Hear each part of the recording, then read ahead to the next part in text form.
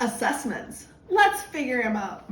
My name is Catherine Riccardi, and I'm here with you today with this short film to help understand diagnostically how special education process works and what expectations should be for families who have children with intellectual disabilities. All schools work differently, but the time frames remain the same across America. Roles are clear when people understand what they are and are not. And expectations can be met as teams work together. The best teachers are trained and qualified, but there comes an understanding with the territory. How to be, what assessments to use, and who administers those assessments.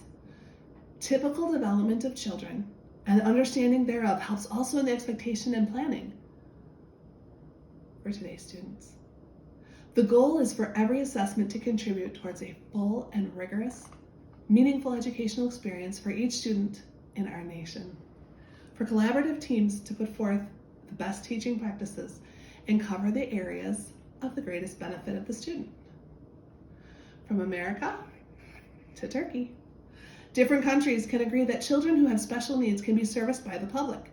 Regardless of their differences, everyone is equal before the law, has the right of education and learning working, and the Social Security.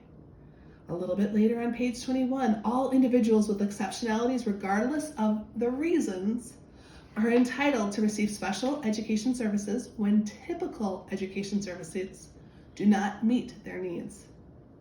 These are the law of Turkey from Brigance from 2019 on page 21. In the laws of the United States, we have IDEA. IDEA was written in 1997, and it was revised in 2004. It states 13 different categories for disabilities, of which individuals with intellectual disabilities is included, as well as special educational disabilities. It mandates that students have access to and make progress in the general curriculum. The No Child Left Behind Act of 2001 from Public Law 107-110 mandates accountability to this area regarding all that students, regardless of ability, be assessed in the academic areas of reading, mathematics, and science. That's from page 125 of our textbook. Here we have a very important thing, is to understand what are the roles of the teachers and the special education teachers within this setting.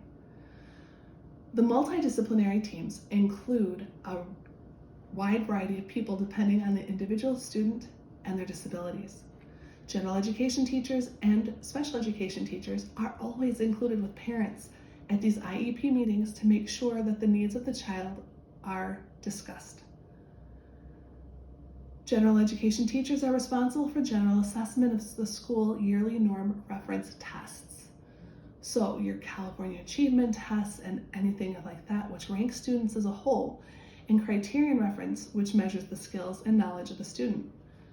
Both of those are necessary and can be done by the special education or general education teachers within the classroom. One might see the nonverbal tests, such as the Leiter International Performance Scale given by a special education teacher or a department member to measure fluid intelligent memory or attention.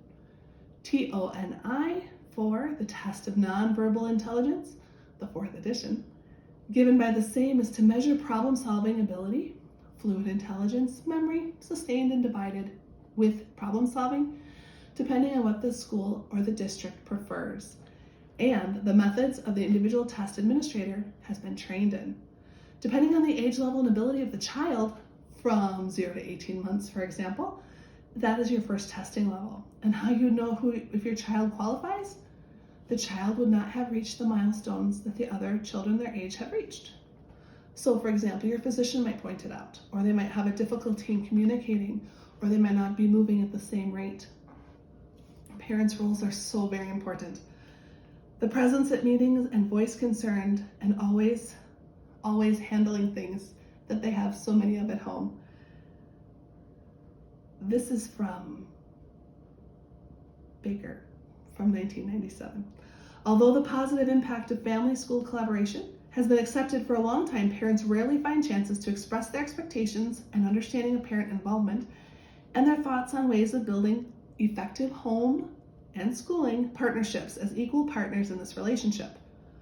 So parents are not feeling like they're connecting with an education.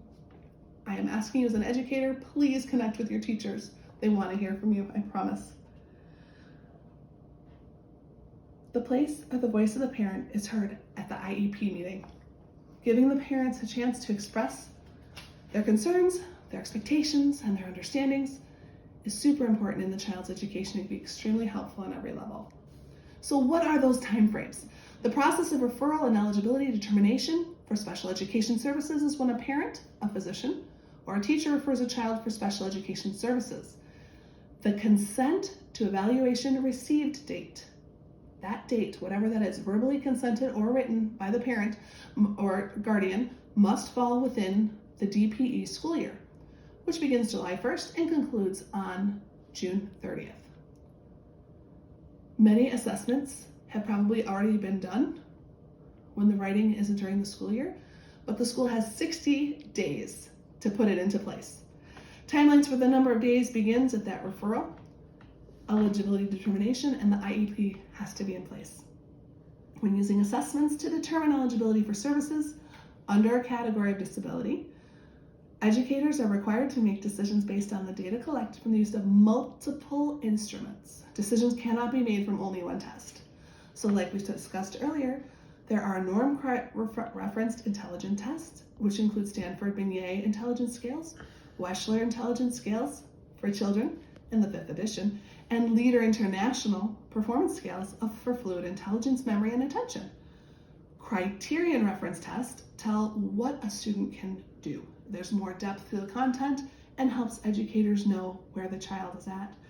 Brigance is one of the series of Criterion-Referenced Tests and Verbal Behavior Milestones Assessment and Placement Program, or VB-MAPP, is another.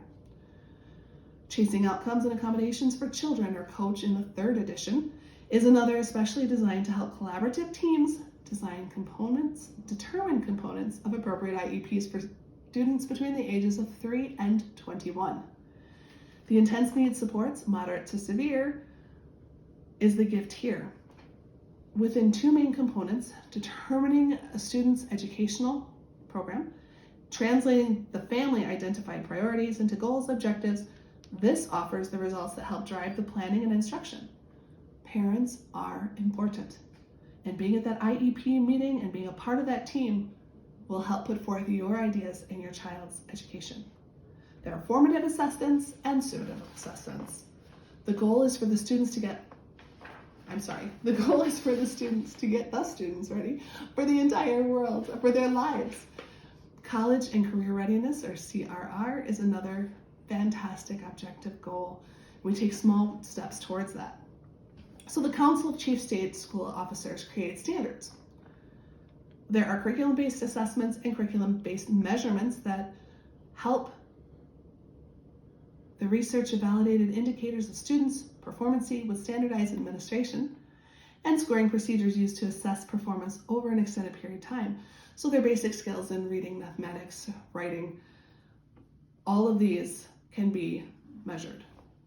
One can also consider an ecological inventory with a higher or more severe intellectual disability and current and future skills such as how to take a bus in Eau Claire to get to a job or how to barter at the farmer's market.